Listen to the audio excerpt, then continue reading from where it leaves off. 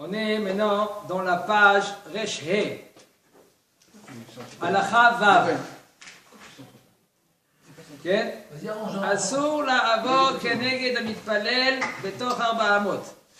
הלכה ו' זין אלודי, יש אומרים שאם המתפלל משלשל בטלית על פניו או עוצם את עיניו, מותר לעבור כנגדו. יש מחמירים בזה משום דלא פלוג רבנן, ועוד שמרגיש בכל צעדיו כשעובד לפניו, וגם כן מתבטל מכוונתו, וגם משום ששכינה כנגד המתפלל. ובפרט, לפי דברי הזוהר הקדוש, ונכון להחמיר בזה זולת בשעת הדחק.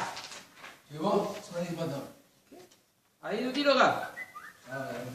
יש אומרים, il y en a qui disent que si maintenant le mitpalel, il y en a que qu'est-ce qu'ils prient. Vous savez, une des raisons pourquoi on prie avec le talit sur la tête.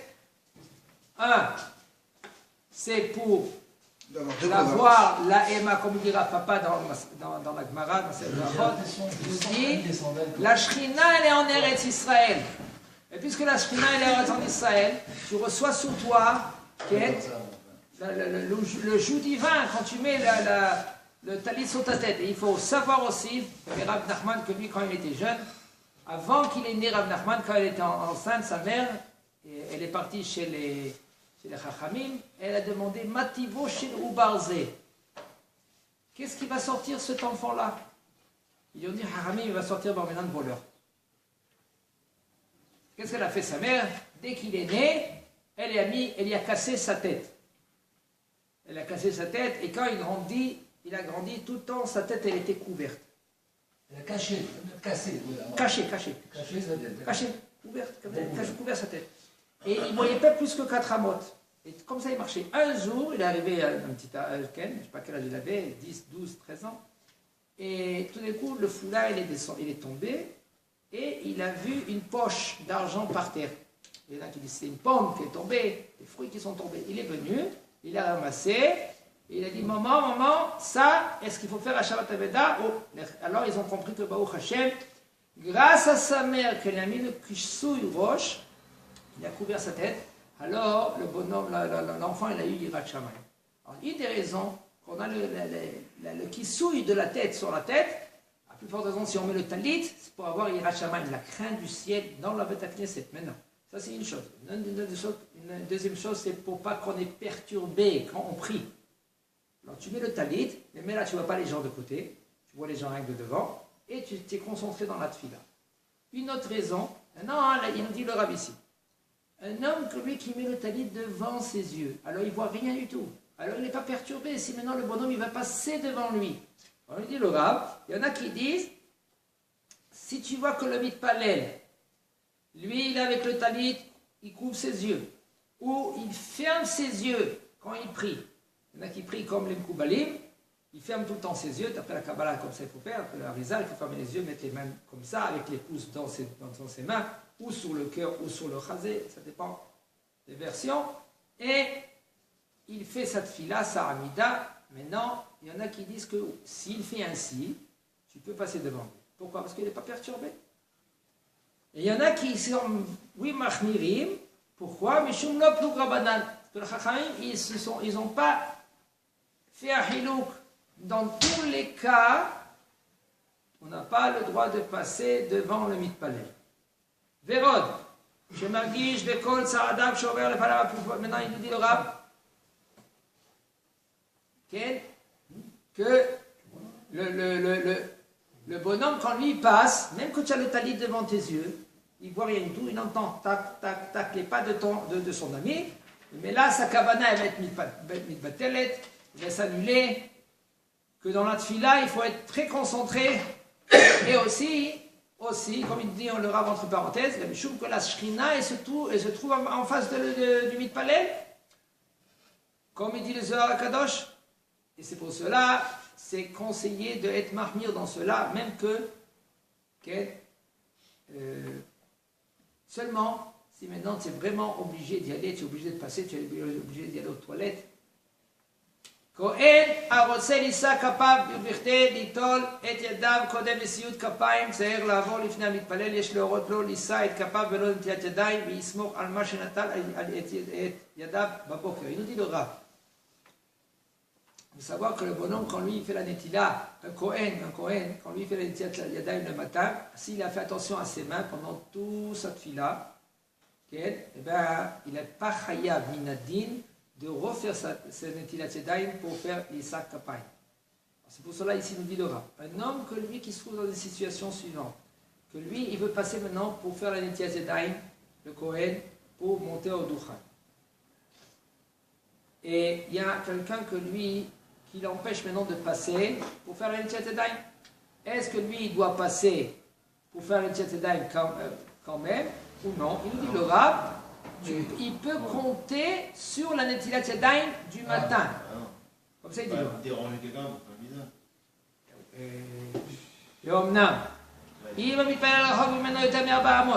Si maintenant celui-là qui prie, il se trouve plus que 4 amot de la tfila, de celui-là qui prie. Mais l'histoire des 4 amot, j'ai regardé. Comment? J'étais à la tfila, c'est impossible. Il n'y a pas de possibilité de faire du 2 mètres autour, c'est impossible. C'est impossible. C'est très dur. Ah ouais, en fait, il faut rentrer, tout le monde reste à sa place, personne ne bouge.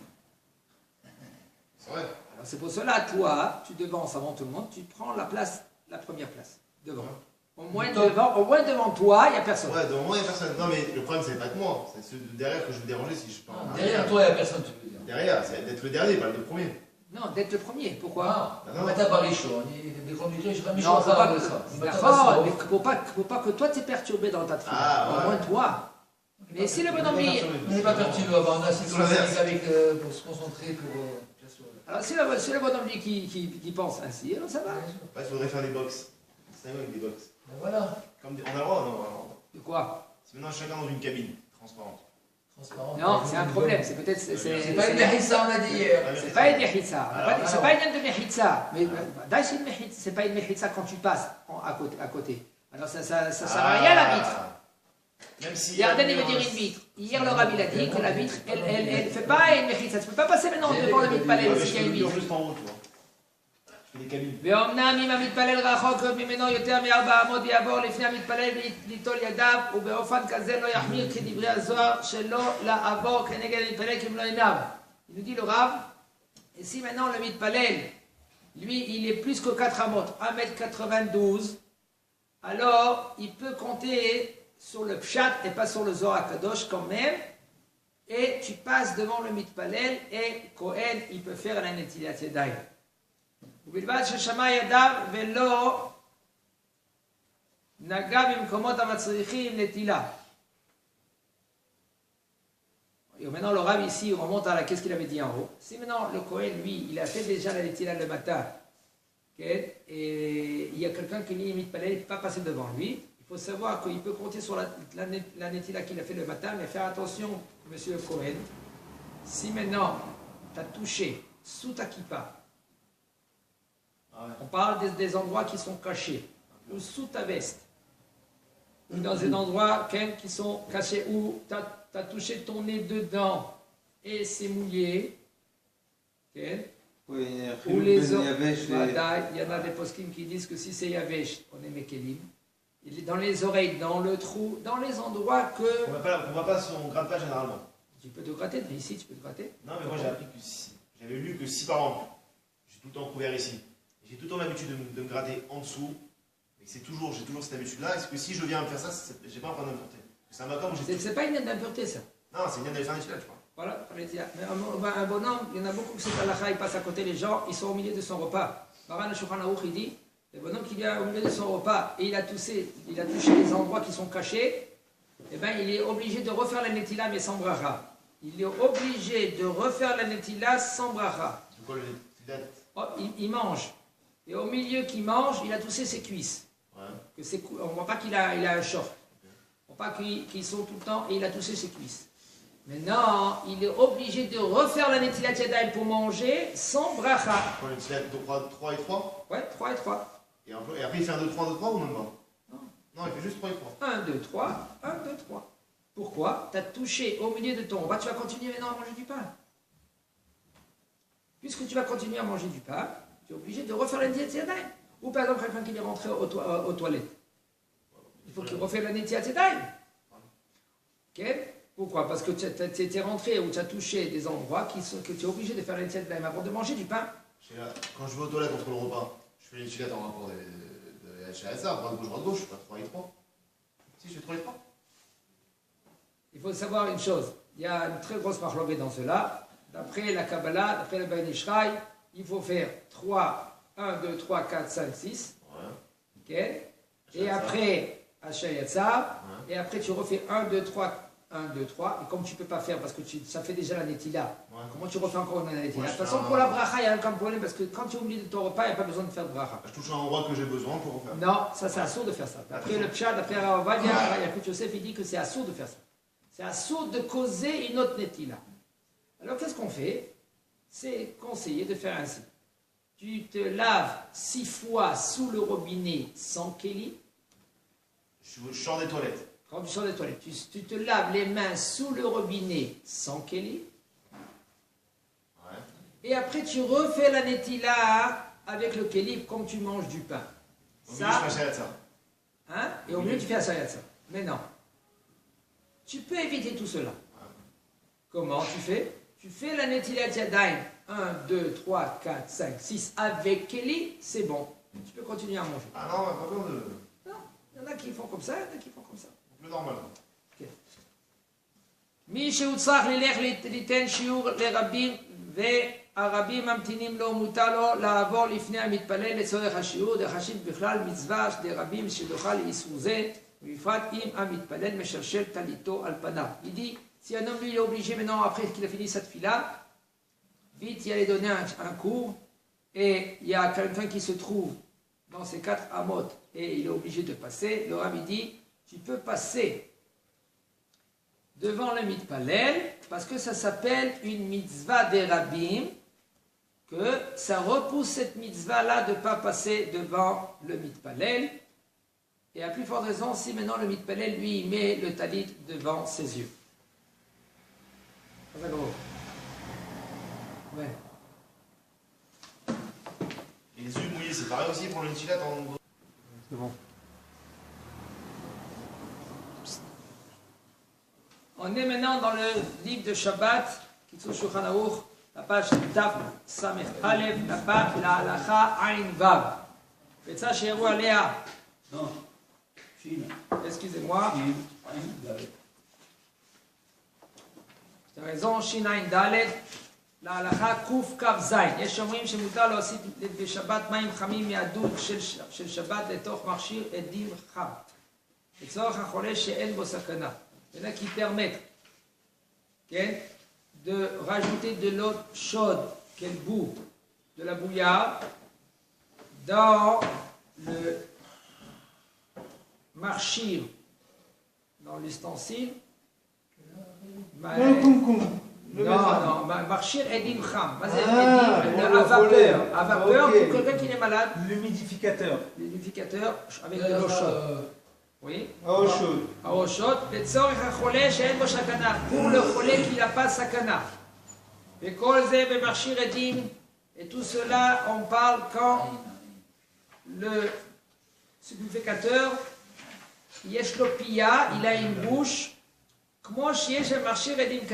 Comme ils ont dans les supplicateurs de l'eau froide, des vapeurs froides. ובערב שבת מילאו את המכשיר במים חמים ומבושלים, שעדיין לא נצטננו לגמרי, et la veille de Shabbat, eux, ils ont rempli ce supplicateur de l'eau bouillante qui bout, et ils sont déjà cuits. שעדיין לא נצטננו לגמרי, qu'ils ne sont pas refroidis entièrement. יכול להוסיף בשבת מים חמים ומבושלים מכלי ראשון כל זמן שהמכשיר פועל. Il peut rajouter de l'eau bouillante de kli rishon, ça s'appelle irouille, de verser de kli rishon dans ce supplicateur quand il marche. ולכן, c'est pour cela גם המכשיר אינו מוקצה בזה האופן. ומותר לטלטלו.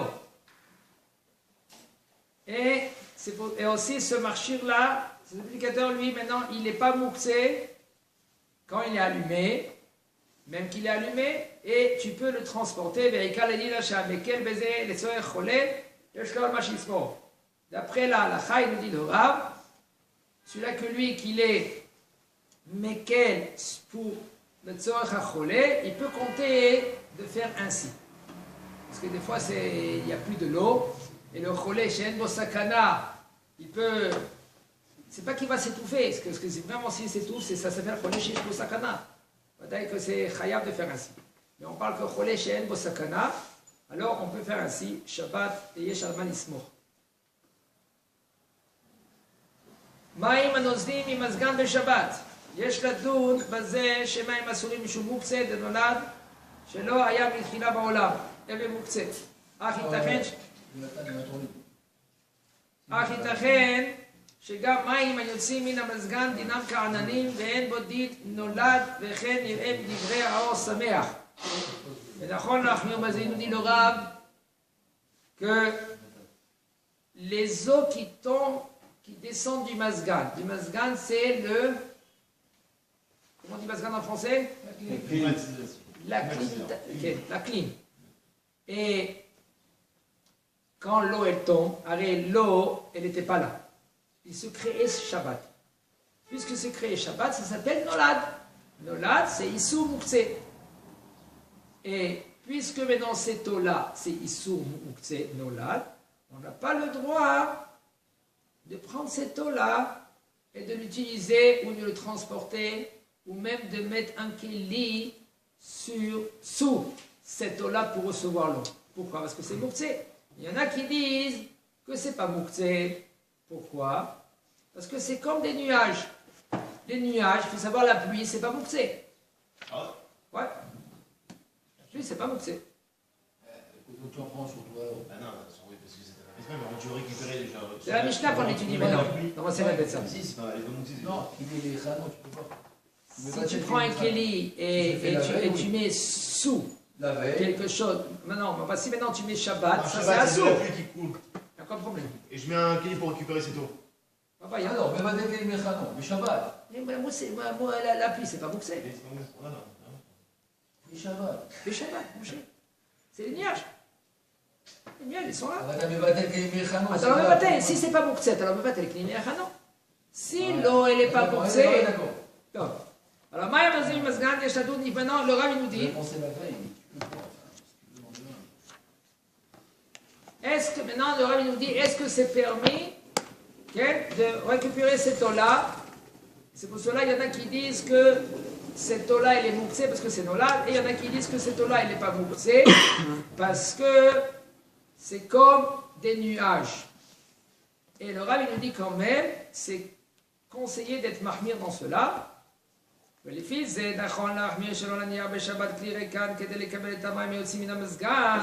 pour cela, c'est conseillé d'être mahmir, de ne pas mettre un ustensile sous cette eau-là pour recevoir cette eau-là. Parce que ça s'appelle Mevatel Kli Me'echano. Moi, c'est Mevatel Kli Me'echano.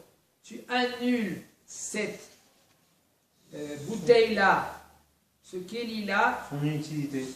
Exactement. Mais là, parce que si les mouksé l'eau, si tu considères que l'eau elle est mouksé, mais là, ce keli-là, tu ne pourras plus le bouger, parce qu'il annule le fait que tu peux bouger ce keli quand l'eau elle tombe. Puisque l'eau elle est mouksé, ce keli devient aussi mouksé, et ça c'est assourd de mettre le keli Shabbat pour recevoir cette eau-là. שיש בזה משום מבטל כבלחנו, שהרי מים אלה אינם ראויים לשתייה אחר דאבו נולד. Que ces eaux-là, ils ne sont pas aptes à être mangés, à boire, excusez-moi, parce que ça s'appelle nolad. לכן ייתן כלי מעט מים, c'est pour cela qu'est-ce qu'on doit faire? Prends ce keli-là, remplis-le un peu de l'eau, et comme ça, ça devient le keli, bassis le davar à moutar et le davar à assour. Ça devient un bassis, un support pour quelque chose qui est mouta, que c'est l'eau que tu as mis déjà, et quelque chose qui est assour, que l'eau qui va tomber, et tu pourras maintenant le transporter. Et les eaux, il dit carrément le Rav, les eaux qui tombent dans l'eau que tu as mis avant, ils sont annulés un peu par un peu. Il continue le Rav, il nous dit תנור אפייה חשמלי, שיש בתחתיתו גלגלים. אם צייר למקומו מותר להזיזו במקומו בשעה שאינו פועל, וכן אם נפל תחתיו חפץ כלשהו, מותר להזיזו כדי ליטול את החפץ. ואומנם, בתנור המשתמש לפעמים גם לאחסון דברי מאכל, דינו ככלי שמלאכתו להיתר, אף שברוב פעמים עשוי למלאכת איסור. אבל בשעה שהתנור פועל אין להזיזו אפילו לצורך גופו ומקומו, שכיוון שיש שם גופי חימום גלויים, חשיב כבסיס לדבר האיסור. Alors il nous dit le Rav, un tanour à filla. Qu'est-ce que c'est un tanour à filla? C'est un four. Un four qu'il est sur des roues. Je peux le bouger à droite et à gauche, ce four-là. Si maintenant tu as besoin de l'endroit du four, ou tu as besoin de le bouger, parce qu'il y a quelque chose qui est tombé en dessous le four. Il a allumé le four? Non, il est de toute façon Shabbat, on n'a pas le droit d'utiliser, même qu'il est allumé avant Shabbat, et même qu'il va s'allumer avec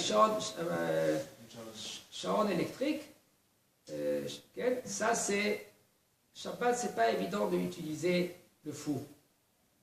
Que c'est Nirak Momatmin, les Enir Zekem Vachel, et même si c'est du pain, c'est encore mieux Zeke. Ça fait montrer que quand maintenant tu cuis le pain, tu fais le pain maintenant, et c'est assourd.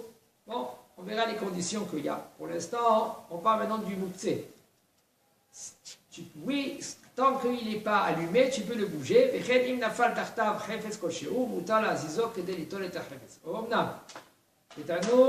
Si maintenant tu as ce four-là, que de temps en temps tu utilises ce four-là aussi pour cuire et aussi pour mettre tes assiettes dedans ou tes marmites.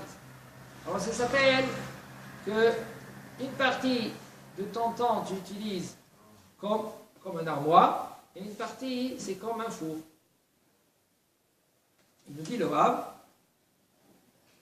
même que la majorité du temps c'est pour le four, quand même, et c'est les melechet haïssour, pour faire quelque chose qui est assour, c'est Shabbat, c'est de cuire dans le four,